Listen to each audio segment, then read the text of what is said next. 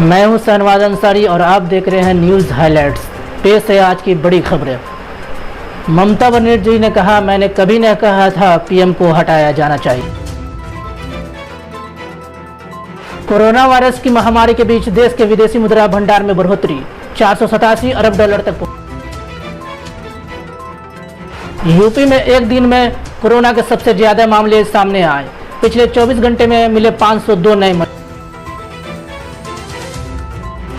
देश में 24 घंटे में कोविड-19 के सबसे ज्यादा 9,851 नए मामले सामने आए। सबसे ज्यादा 273 मौत भी हुई।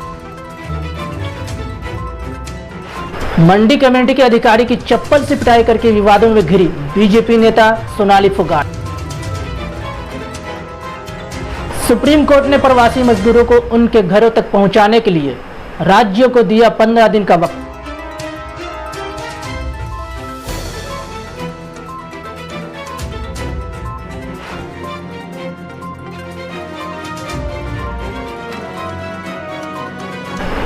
आइए अब जानते हैं खबर विस्तार से। पश्चिम बंगाल की मुख्यमंत्री ममता बनर्जी ने शुक्रवार को विपक्षी बीजेपी पर राजनीति में उलझाने का आरोप लगाया।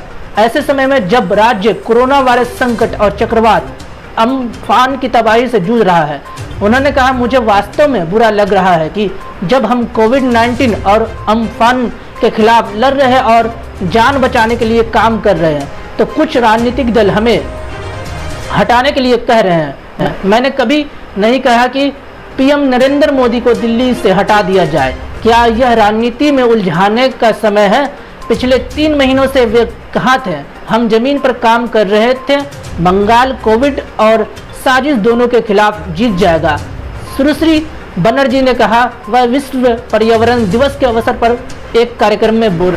कोरोना वायरस की महामारी के बीच देश का विदेशी मुद्रा भंडार में वृद्धि हुई है। 15 मई को समाप्त सप्ताह में यह 1.73 अरब डॉलर बढ़कर 487.04 अरब डॉलर हो गया। यह देश के 12 महीने के आयात बराबर है। भारतीय रिजर्व बैंक आरबीआई की ओर से जारी आंकड़ों के मुताबिक 1 अप्रैल से 15 मई के बीच देश के विदेशी मुद्रा भंडार में 9.2 अरब डॉलर का इजाफा हुआ।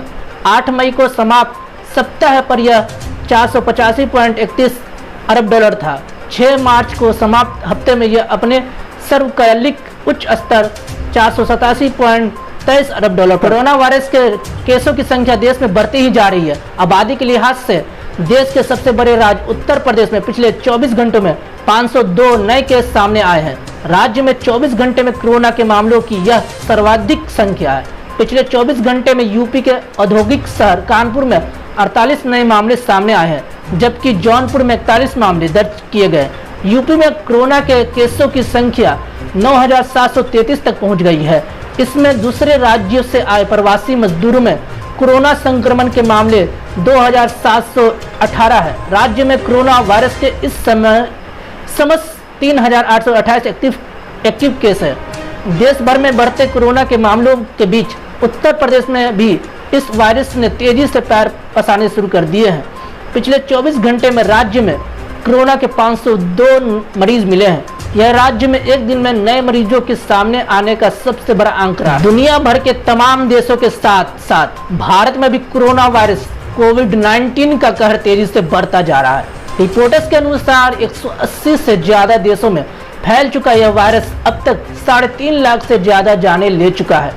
दुनिया भर में 64 लाख से ज्यादा लोग इससे संक्रमित हो चुके हैं। यह आंकड़ा हर रोज बढ़ रहा है।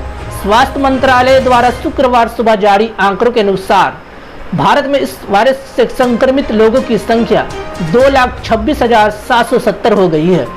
पिछले 24 घंटों में कोरोना के 9,851 नए मामले सामने आए हैं और 273 लोगों की मौत हुई। टिकटॉक स्टार से बीजेपी नेता बनी सोनाली फोगाट शुक्रवार को हरियाणा किसान अनाज मंडी कमेटी में एक वरिष्ठ अधिकारी की चप्पल से पिटाई के मामले में विवादों में घिर गई है।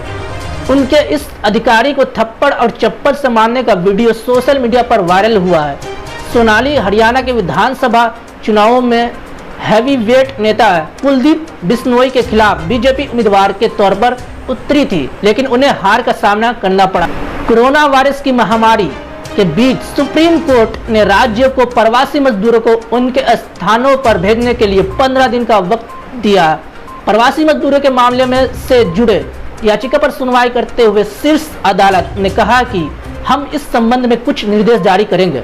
हम सभी प्रवासियों को परिवहन के लिए 15 दिन का समय देंगे। इसके साथ ही सभी राज्य रिकॉर्ड पर बताया कि वे कैसे रोजगार और अन्य प्रकार की राहत प्रदान करेंगे। कोर्ट ने इसके साथ ही कहा कि प्रवासियों का पंजीकरण होना चाहिए। प्रवासी मजदूरों के रजिस्ट्रेशन, ट्रांसपोर्टेशन और रोजगार जैसे मामलों पर सुप्रीम कोर्ट मंगलवार को आदेश सुनाएगा।